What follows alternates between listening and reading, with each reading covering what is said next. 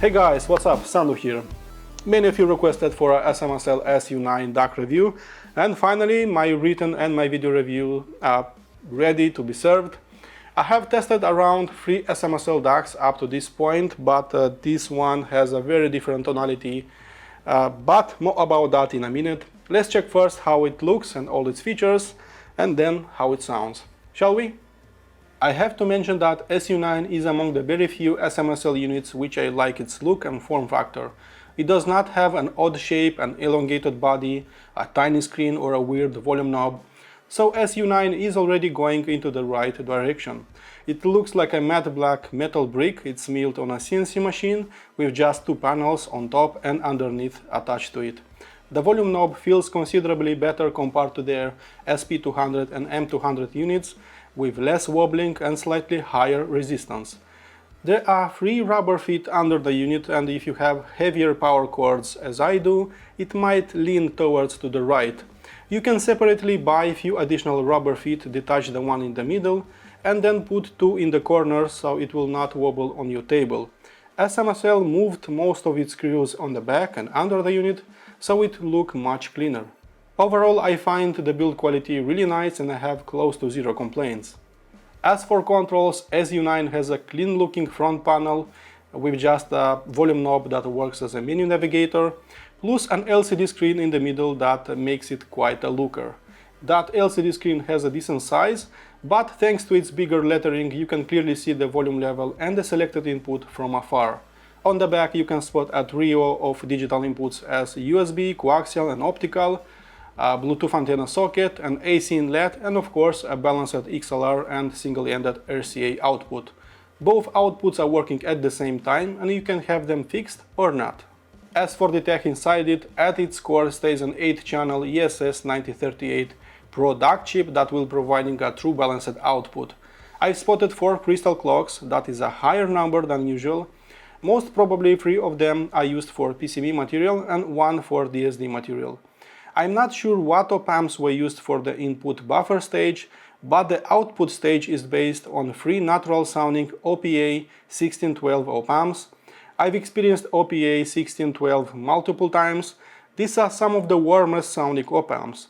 They are also part of the Bar Brown audio line, the highest performance series of Texas Instruments.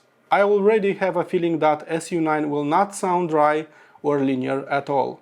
What is a bit unusual was seeing the XMOS XU-208 instead of XU-216 that is recommended for MQA playback. For example, Topping and Matrix Audio used only the faster XU-216 in their MQA-capable DACs. I'm quite curious how it will handle MQA files, but more about that very soon. S.M.S.L also included the newest and the highest performance Bluetooth receiver that is supporting all the nicest Bluetooth codecs including aptX HD, LDAC and UAT for up to 1.2 megabytes per second data transfer. I'm also spotting a nice AC filtering stage plus an encapsulated ultra-low noise power supply that will be replacing a toroidal transformer. I've seen the same power supply in their SP200 and M200 units, where it was dead silent and noiseless even with the most sensitive loads. Okay guys, let's dive deep and listen to some tunes. After receiving it, I was a little bit underwhelmed by its size and also by its weight. A clear sign that a linear transformer can be found inside. And sincerely, I don't know how S.M.S.L did it, but it didn't lack at all in terms of slam and impact. So Kennerton Wodan that you can see on my left are not the fastest sounding headphones or the hardest slamming headphones I've heard, yet they were simply pounding my ears with an incredible force. And the amount of bass and mid-range presence was simply through the roof in this one. I'm still contemplating what is actually causing this effect in the SU-9. So we are not talking about a linear or straight as a line DAC, about a neutral DAC, not at all. We are talking probably about the warmest sounding ESS Sabre DAC that I tried of late. It has incredible textures in the bass and mid-range, and all my focus, all my attention was moved exactly in this region, on its naturalness, on its flow. It simply awoke some very positive emotions in my body. So SU-9 is without a doubt a warm sounding source that is more about emotions, about body hits, about making you move while listening to music instead of analyzing your music to the smallest details. So it's very weird talking about such words in a Delta Sigma DAC that has a flagship ESS Sabre DAC, because normally I would attribute such words to a well-made R2R ladder DAC. And the next seconds I was already thinking about that huge Audio GD R7 2020 edition that sounded exactly as mean, as authoritative, as ballsy, as hard slamming as SU-9 did. The only thing that was missing in here was that unlimited soundstage on R7 that was hitting some imaginary walls with SU-9. SU-9 is a mid-range focus DAC. It is incredibly meaty, dense and full-bodied in here, that even bright sounding speakers and headphones will start sounding much smoother and alive. Preliminary impressions are very positive, and sincerely it exceeded my expectations. Since nobody tested its IEM compatibility, and since S.M.S.L didn't publish the noise floor of this unit on their website and also on its user manual, it was simply mandatory putting it under a magnifying glass and checking if gremlins are living inside its case. For this job I used only the benchmark HPA4 that is simply noiseless with any IEMs at full power. It's simply the best candidate for this job. So I've used the most sensitive IEMs that I have, and those are FIO FI9, and I put them in the low impedance mode. I paused my music and I went full power on HPA4 and also on SU-9. And SU-9 managed to be completely free of any noise. In this regard, it simply performed as the best DACs that I have tested, even those costing 10 times the price of this unit. I have also redid my tests in a speaker setup, so I have used this one as a DAC and as a preamplifier, and I connected it directly to a power amplifier. So Buchart S400 loudspeakers that you see behind me are quite prone to noise coming from the source and amplifier, so this will be a very easy task. So I have paused my music, I went full power on the SU-9 just to experience absolutely the same noiseless and clean performance. S.M.S.L really outdid themselves with this device, as besides being a very natural performer and an impressive eardrum kicker, it is also dead silent with all my headphones and speakers. Transient Response is by far my favorite part to talk about, and since listening to Agnes Obel didn't increase my dopamine level that much, naturally some harder slamming music will be needed. So the bass notes on Rage Against the Machine Know Your Enemy were so obvious at first that it was almost too much bass, too much body hits, too much impact. At 1 minute and 41 second mark I was toy tapping like I had some double drum pedals under my feet, and a huge spike of positive energy simply went through my spine. As I have mentioned before, SU-9 is simply a natural hitter, so it does not want to be linear and straight as a line. It does not want to follow those rules. It's very mean in the bass and mid-range section. It's brutal at times, it's aggressive, it's raw around the edges, unsophisticated and messy, but when it's time to land some well-placed hits and decay everything in an instant, it does that with its chin up like it's nothing. So SU-9 is not the most refined sounding digital source, and not the most detailed one. It always presses the gas pedal. It's like your best friend that always looks for a fight after a drink or two. So it is brutally impactful and hard-hitting, and I really love it for that. In terms of details and resolution, simply attach a transparent sounding amplifier, be it a power amplifier or a headphone amplifier, and SU-9 will show its truest form and identity. I'm again reminding you that I'm still listening to an ESS 9038 Pro DAC with 4 dedicated crystal clocks for all possible sampling rates. So it might carry a warmer tonality and a nicer slam in the bass and some deeper voices, but it also sounds clean, defined and really transparent. SU-9 is a detailed sounding DAC, and it will show all the smallest nuances in your music. For example, Money for Nothing by Dire Straits has one of the cleanest backgrounds that I have experienced in digital audio. So this song also has one of the highest dynamic range recorded in a rock track. And if hair is not rising on your hands or on your spine, you should double check your electronics and your speakers or headphones. So this song worked absolutely as magic for me. So it's higher mid-range presence, that slight bump in the bass and its transparent note delivery was exactly what I was wanting to hear. Overall, SU-9 offered a higher transparency compared to mid-range DACs and a mind-blowing detail retrieval that I was not expecting at this price point. As for Soundstage, a general rule of thumb says that Delta Sigma DACs based on ESS Sabre chipsets like this one is having will be sounding simply smaller, cozier and more upfront compared to the rest. R2R DACs and FPGA DACs on the other hand will be absolute rulers in terms of stage size, pinpoint location, imaging and so on. However, with a lot of work, with a lot of experimentation, with a lot of tinkering, you can make even Delta Sigma DACs sounding big, open wide, stretching in all possible directions.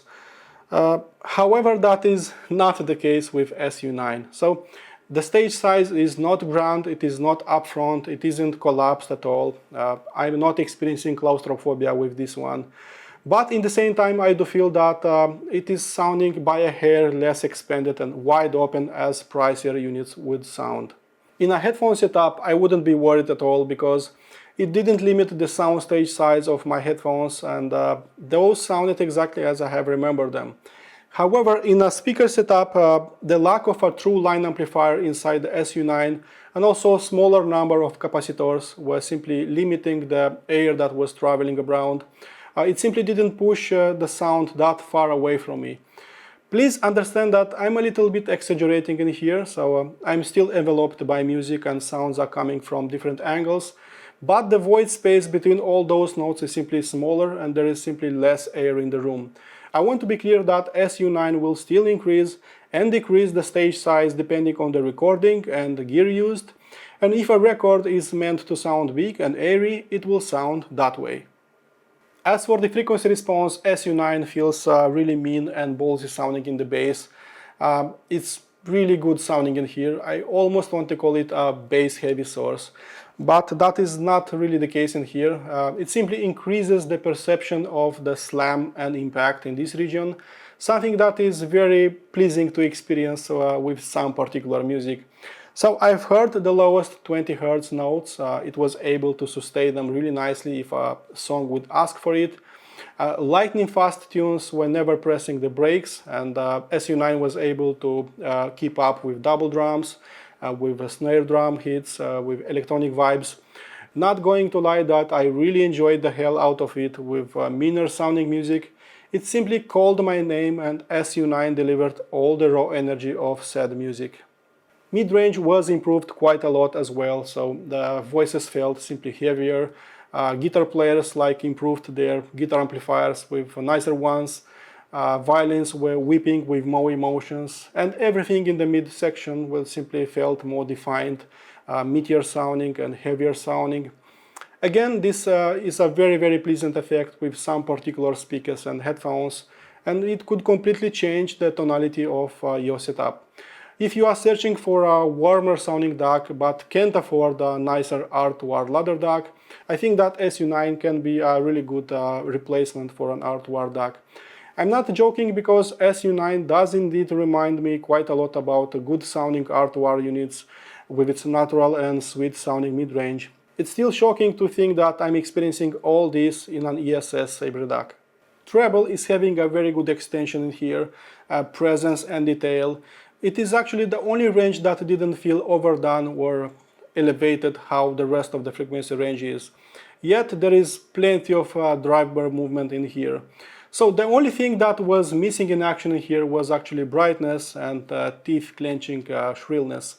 So SU-9 will render your treble pretty nicely. It will not induce unnatural excessive ringing in here. So you can listen to the brightest recordings all day long if you want. Overall, SU-9 is a warm sounding source that delivers heavier bass and mid-range density at the cost of less treble presence. It isn't linear sounding, and maybe that is for the best, as sometimes music wants to be listened and enjoyed, not only analyzed. SU-9 is also coming with a full-blown MQA decoder that will fully unfold an MQA file before playing it natively.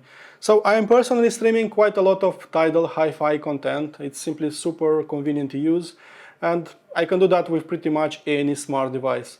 Do note that MQA will work only via its USB input, and optical and coaxial will not work with them. As you can expect, it worked very well with MQA files. Once it locked on its stream, it will play back all those files without issues. On average, it will need about 1 to 3 seconds before locking in. I redid my tests with a Matrix Audio Element X that uses a faster XU-216 chipset, and it locks on average twice as fast compared to SU-9. I was a bit skeptic that SU-9 would work nice with MQA files, but all my fears are now dust in the air. SU-9 is indeed a bit slower in locking on the MQA stream, but everything else works exactly as it does on my Matrix Audio Element X. I also compared its performance in a speaker and also in a headphone-based setup with the Soundnews SGD1 DAC that you can see right here. But since I don't want to make this video super long, please check out my written review that I put below. It's on chapter 8 and it's one click away. Check it out. As for the conclusion, up to this point I have tried only linear sounding S.M.S.L DACs, so M200, M500, Sanskrit 10th, always sounding linear and straight as a line, with little to no personalities at all. SU-9 on the other hand felt like a rock and roll child that is not following any rules and plays exactly as it wants. The interesting part was designing an ESS Sabre chipset that is not sounding like one at all. So S.M.S.L was able to transform a linear and transparent chipset into a sweet, natural and smooth sounding digital creature, and I'm extremely happy to experience all that at such an affordable price point. SU-9 was kindly provided by Apos Audio. You can get it for $439, and it's my pleasure to recommend it as a very good sounding DAC. Okay guys, I hope you enjoyed my review. My full in-depth review is waiting on my website. In case you want to support this channel, please subscribe to it, and thank you for doing that. And as usual, listen to my music, be positive, and I'll see you soon. Cheers guys, bye bye.